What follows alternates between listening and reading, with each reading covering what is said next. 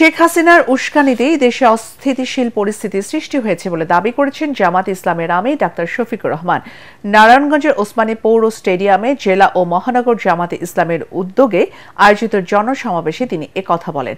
Doctor Shafiqur Rahman বলেন, সন্ত্রাসকে প্রশ্রয় দিলে দুনিয়া ও আখিরাতে করুণ পরিণতি ভোগ করতে হবে।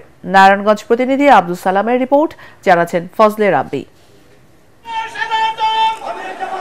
নারায়ণগঞ্জের ওসমানী পৌর স্টেডিয়ামে জেলা ও মহানগর জামায়াতে ইসলামের উদ্যোগে আয়োজন করা হয় এই মহাসমাবেশের। এতে প্রধান অতিথির বক্তব্যে দলটির আমির ডাক্তার শফিকুর রহমান বলেন, নারায়ণগঞ্জকে সন্ত্রাসের অভয়ারণ্য করে রাখা হয়েছিল। ৭২ ফুট লম্বা ব্যানার লাগিয়ে জামায়াতের আমির গোলাম আজমকে নারায়ণগঞ্জে প্রবেশ নিষিদ্ধ করেছিল আওয়ামী লীগ নেতা শামীম ওসমান। তার বর্তমান অবস্থান নিয়েও প্রশ্ন করেন জামায়াত নেতা।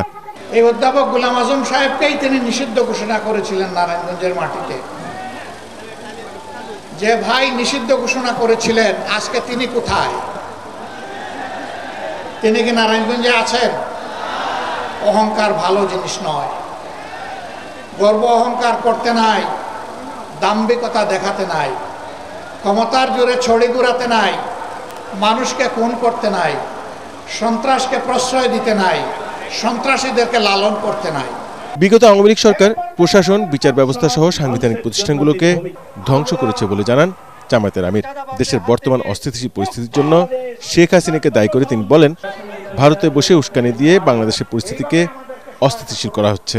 তারা পালিয়ে গিয়েও দেশকে অস্থির করার জন্য মাঝে মধ্যেই উস্কানিমূলক কর্মকাণ্ড করে থাকে। সুতরাং উস্কানির কারণে যত পরিবেশ সৃষ্টি হবে, তার সমুদয় দায় উস্কানিদাতাদেরকেই নিতে হবে। জামায়াতে ইসলামী ক্ষমতায় গেলে দেশের নারীরা ঘরে বাইরে সর্বোচ্চ নিরাপত্তা ও মর্যাদায় কাজ করতে পারবে বলে আশ্বস্ত করেন জামায়াতের শীর্ষ নেতা। Bureau report, ATN Bangla.